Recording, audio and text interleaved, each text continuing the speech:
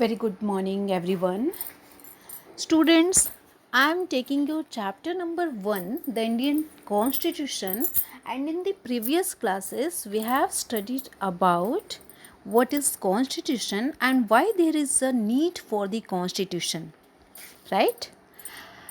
And the third point was that the key features of the Constitution, in which I had already discussed about the federalism, about the federalism, and second is parliamentary form of government, and third is separation of power. But अभी fourth key feature को start करने से पहले I will give you a brief introduction of these key features कि ये key features कैसे लिए गए थे हमारे कॉन्स्टिट्यूशन में। तो जैसा कि आपको मालूम होगा 20th सेंचुरी के स्टार्टिंग में हमारा जो नेशनल मूवमेंट था, इंडियन नेशनल मूवमेंट, वो चल रहा था। क्यों? बिकॉज हमें ब्रिटिश रूल से हमें खुद को इंडिपेंडेंट करना था।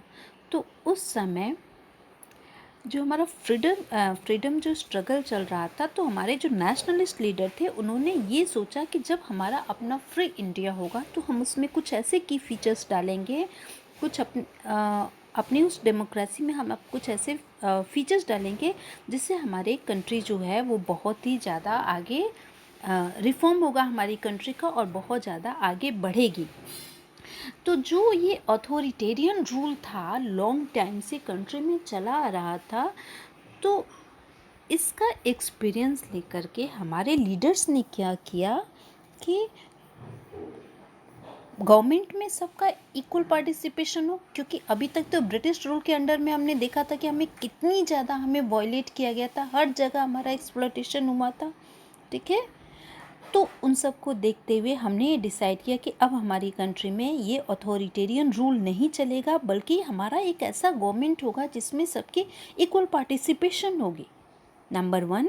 और नंबर 2, उन्होंने कहा कि ये जो गवर्नमेंट होगा ये उन लोगों के द्वारा, ये अपने ही देश के लोगों द्वारा, यानी मैं और आप जैसे लोगों के द्वारा चूज़ किया गया गवर्नमेंट होगा, जहाँ पे कोई अथॉरिटेरियन रूल नहीं होगा। क्योंकि हमारे नेशनलिस्ट लीडर ने लॉन्ग टाइम तक इस रूल को एक्सपीरियंस किया था, ठीक है। तब जाकर के 300 मेंबर्स जो हैं वो मिलते हैं 1946 में, ठीक है। और वो एक कॉन्स्टिट्यूएंट असेंबली बनाते हैं और वो डिसाइड करते हैं कि नेक्स्ट 3 इयर्स में हमारा कॉन्स्टिट्यूशन बन के रेडी हो जाएगा। क्लियर? अब कॉन्स्टिट्यूएंट असेंबली के ये जो मेंबर्स थे उनके सामने कुछ चैलेंजेस आए। फर्स्ट चैलेंजेस वाज दैट कि जो हमारी कंट्री है ये एक बहुत बड़ी डाइवर्स कम्युनिटीज़ है, and this country was made up of several different communities where the people use different languages, different religions, different cultures. तो इतना सारा कुछ ये प्रॉब्लम थी डाइवर्सिटी को लेकर के कि इसमें यूनिटी कैसे मेंटेन हो। एंड नंबर 2 कि जो कॉन्स्टिट्यूशन लिखा गया उसके सामने जो दूसरी प्रॉब्लम थी वो थी इंडिया एंड पाकिस्तान का जो पार्टीशन था वो बहुत ज़्यादा इम्पोर्टेंट था। क्यों? क्योंकि पार्टीशन के बाद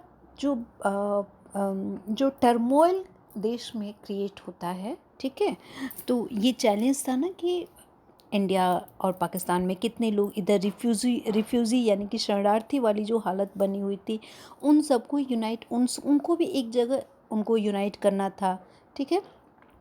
एक प्रिंसली स्टेट्स की अलग से प्रॉब्लम थी। इंडिया के अंडर में जो बहुत सारे प्रिंसली स्टेट्स थे, मोर देन 500 राजाओं के राज्य उस समय चल रहे थे, तो उनको अपने देश में कैसे यूनाइट किया जाए, क्योंकि वो बहुत सारे ऐसे थे जो इस चीज़ को रेडी नहीं थे, एग्री नहीं कर रहे थे कि वो इंडिया में आएंगे, ठीक है। तो ये चैलेंजेस हमारे कॉन्स्टिट्यूएंट असेंबली को उस समय फेस करने पड़े थे। अब क्या हुआ कि तब जाके जो विजनरी पीपल होते हैं, नेशनलिस्ट लीडर्स थे, उन्होंने इस डॉक्यूमेंट में डाइवर्सिटी को मेंटेन करना, यूनिटी बनाए रखना, देश का सोशल इकोनॉमिक रिफॉर्म करना, देश से पॉवर्टी को ख़त्म करना, ये सारे जो चैलेंजेस थे उसको फेस करके उसका ध्यान में रखते हुए अब एक ऐसा डॉक्यूमेंट्स तैयार हुआ जिसमें कुछ इम्पॉर्टेंट की फीचर्स की लिस्टिंग की गई, जिसमें सबसे पहला देश को अच्छे से गवर्न कराने के लिए यहाँ का पॉलिटिकल सेटअप जो है वो सही से चलता रहे, ठीक है। ऐसे में सबसे पहला जो पॉइंट था that was the federalism. Federalism means where the existence of more than one level of government, and you already know our country has three tiers of government: central, state and local government. तो इन तीनों government में ऐसा federalism का point इसलिए रखा गया because कि देश में जो वास्ट नंबर ऑफ कम्युनिटीज़ हैं, ठीक है, उन सब का अपने अपने एरियाज़ में अपना अपना एक्सपीरियंस है. अगर दिल्ली में बैठा हुआ कोई एक इंसान क्या कर सकता है, पूरे देश के लोगों के लिए कोई रूल या कोई लॉ नहीं बना सकता है, ठीक है. So it was important that we must have the another level of government because he or she was aware of the certain issues for that particular area. वो अपने एरियाज़ के कुछ इश्यूज़ को के लिए वो अवेयर होता है, वो उसका वहाँ का उसका एक्सपीरियंस अच्छा होता है. अब ऐसे में क्या हुआ कि ये थ्री टायर्स ऑफ गवर्नमेंट जो है वो डिसाइड हुई थी और फेडरलिज्म का कॉन्सेप्ट हमारे कॉन्स्टिट्यूशन में डाला गया था. और इससे इसका सबसे बड़ा जो बेनिफिट है वो ये होगा कि अंडर फेडरलिज्म जो स्टेट्स है, every citizens will get the power to make their own government. Clear. और जितने भी वहाँ के लोगों का पार्टिसिपेशन है, वहाँ भी पार्टिसिपेशन हुआ गवर्नमेंट में, ठीक है. दूसरा था, second was that parliamentary form of government. Parliamentary form of government means, पहले ये समझ लो कि पार्लियामेंट मीन्स क्या होता है. Parliament means Lok Sabha, Rajya Sabha and president.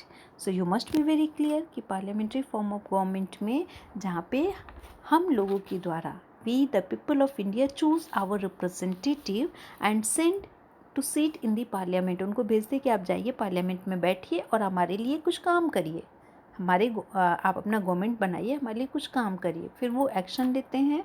और क्लियर. और फिर क्या हुआ कि तो ये क्वेश्चन है कि ये पार्लियामेंट्री फॉर्म ऑफ गवर्नमेंट में जो हमारे रिप्रेजेंटेटिव्स पार्लियामेंट में जाते हैं तो उनको कैसे भेजा जाता है, because our constitution guaranteed universal adult franchise. Universal adult franchise means कि राइट टू वोट, 18+ वाले जो है राइट टू वोट करेंगे, रिप्रेजेंटेटिव चूज़ करेंगे, पार्लियामेंट में भेजेंगे. पार्लियामेंट में बैठने वाले ये लोग जो है वो डिसीजंस लेंगे, एक्शन लेंगे, लॉ बनाएंगे और अपने काम के लिए बताएंगे कि उन्होंने लोगों के लिए क्या किया है. This representatives are also accountable to the people. So this all is known as parliamentary form of government. But now one question for your homework. First, what are the components of the parliament? जो मैंने बताया आपको, Lok Sabha, Rajya Sabha and president. Second question you will write down in your notebook. This is important. या आप pencil से ही book में लिख लेना. Second important point is how many seats are there in the Lok Sabha and Rajya Sabha, ठीक है. And what are the process of election, हम अपने जो रिप्रेजेंटेटिव्स हैं उनको चूज़ कैसे करते हैं लोकसभा में, राज्यसभा का इलेक्शन कैसे होता है. क्लियर. और third point is separation of power. Separation of power में मैंने आपको बताया था कि जो कॉन्स्टिट्यूशन है, जो हमारा कॉन्स्टिट्यूशन हमें बताती है कि हमारा जो गवर्नमेंट होगा वो हमारे 3 लेवल ऑफ गवर्नमेंट, हमारे गवर्नमेंट के 3 ऑर्गन्स हैं, ऐसा कॉन्स्टिट्यूशन में है. कौन कौन से? One is legislature, second is executive and third is judiciary. Legislature means law making bodies, जो रिप्रेजेंटेटिव्स लॉ बनाती है, ठीक है, वो लेजिस्लेचर कहलाती है. तो लॉ कौन बनाता है? वही जो पार्लियामेंट में जो बैठे होते हैं लोकसभा और राज्यसभा के लोग, ठीक है, जो इलेक्ट करके भेजते हैं हम लोग. तो एक तो वो हो गया लेजिस्लेचर. एग्जीक्यूटिव कौन है? जो गवर्नमेंट होती है, गवर्नमेंट को एग्जीक्यूटिव कहते हैं. क्यों? क्योंकि ये स्मॉलर ग्रुप ऑफ पीपल है who are responsible for implementing laws, not making laws. और इनके इम्प्लीमेंटेशन की वजह से गवर्नमेंट जो है वो रन करता है. And what about the judiciary, that is the third form of the government. तो judiciary is the system of court. इनका क्या काम होता है? इनका ये होता है कि ये जो 2 फॉर्म ऑफ गवर्नमेंट हैं वो अपनी पावर का मिसयूज़ ना करे. इसीलिए this branch of government, that is your judiciary, it control on the other organs of the government and ensure the balance of power between all these. all these three. Clear? Okay, now come to our topic, that is the fourth one, and it is fundamental rights. Clear? Fundamental rights. This is your point. Fundamental rights, we have 6 fundamental rights. Right to equality, right to freedom, right against exploitation, right to freedom of religion, cultural and educational rights, and sixth is right to constitutional remedies. Right to equality means everyone is equal before the law, कानून के सामने सब लोग equal है. अगर कोई president crime करता है या फिर एक मेड कोई क्राइम करती है तो दोनों को इक्वली ट्रीट किया जाएगा. Clear? Okay. What about the number 2, right to freedom. Right to freedom means बेटा you are free to speech, you are free to express yourself, you are free to form associations, you are free, you have the right to move freely in anywhere in the part of the country. कहीं भी जाओ, घूमो फिरो, you have the right to freedom. You have the right to practice any profession, any occupation, any business that you want to do. All this comes under right to freedom. Third is right against exploitation. Exploitation means, आपने human trafficking term सुना है? Human trafficking means क्या होता है कि जो illegal human trafficking में आप कह सकते हो कि इलीगल